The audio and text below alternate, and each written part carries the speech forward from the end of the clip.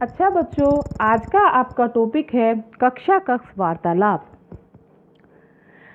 जब बच्चा विद्यालय में प्रवेश लेता है तो शिक्षक को इस बात का ध्यान रखना चाहिए कि बालक शुद्ध भाषा में अपने भाव तथा विचारों को व्यक्त कर सके।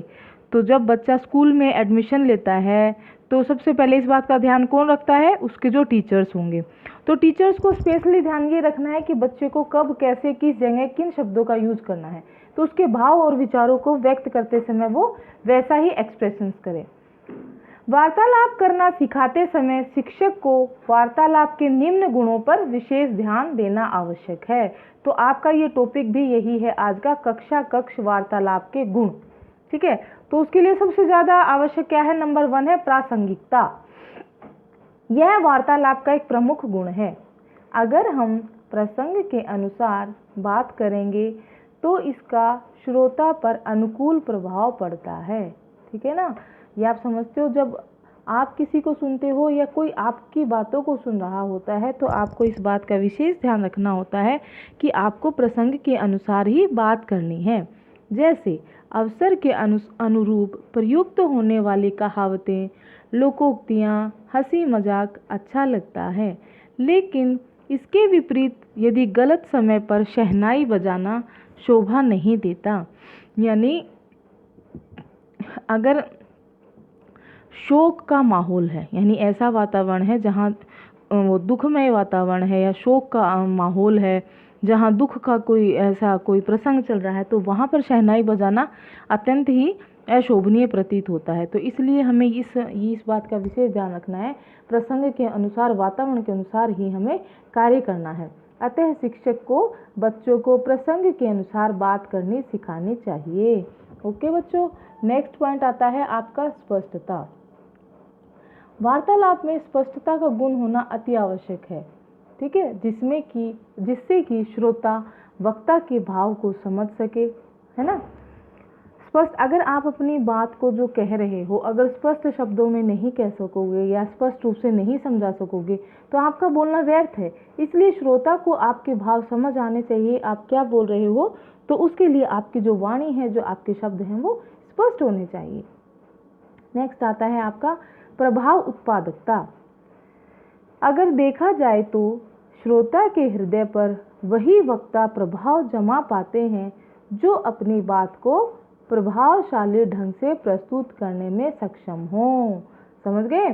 प्रभाव यानी सामने वाले पर इफेक्ट आप कब डाल सकते हो? जब आपकी बात में दम हो, आपको बात प्रस्तुत करने का एक प्रभावशाली ढंग जो है आता हो, है ना। तो इसलिए प्रभाव उत्पन्न करने के लिए आपको अपनी बात में जो है अपने शब्दों को प्रभावशाली बनाना पड़ता है। नेक्स्ट पॉइंट आता है आपका स्वाभाविकता। छात्रों की बातचीत में स्वाभाविकता का गुण होना भी अति आवश्यक है ताकि वे अपने विचारों को बिना झिझक के दूसरों के सामने प्रकट कर सकें। समझ गए? स्वाभाविकता यानी एक नेचुरलिटी होनी चाहिए। ये नहीं कि आप बोलते समय झिझक रहे हो या कहना कुछ चाह रहे हो, कह कुछ देते हो। तो इसलिए स्वाभाविकता यानी बात करते समय जब आप सामने वाले को अपने भाव, विचार, बातें बता रहे हो तो आपकी बातें स्पष्ट होनी चाहिए। नेक्स्ट आता है आपका गतिशीलता एवं बोधगम्यता।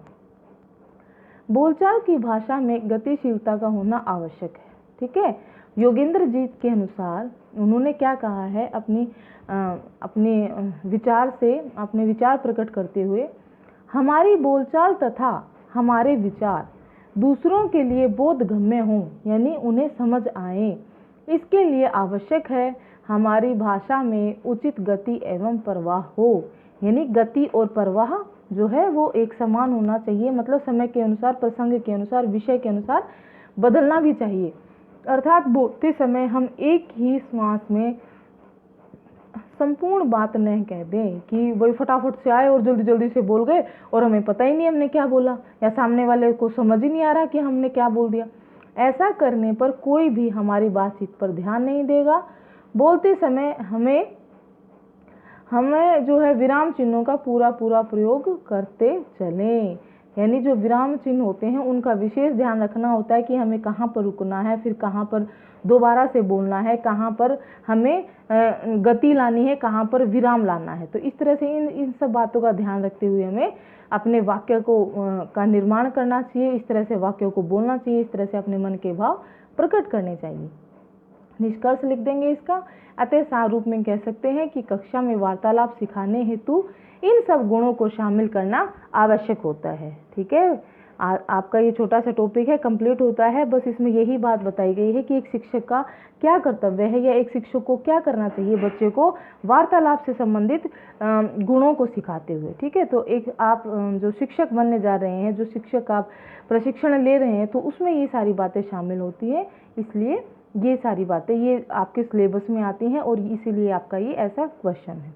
ओके, हाँ, तो मेरे प्यारे बच्चों, जो टॉपिक्स मैंने आपको पढ़ाए हैं, समझाए हैं, मैं उम्मीद करती हूँ कि आपको वो समझ आ रहे हैं। इसलिए आप मेरी वीडियोस को लाइक, कमेंट एंड शेयर ज़रूर कीजिए। अगर आपको मेरी नई वीडियोस की जानकारी चाहिए तो आप मेरी वीडियो पर सब्सक्राइब कर बेल आइकन पर क्लिक करना ना भूलें। Thank you.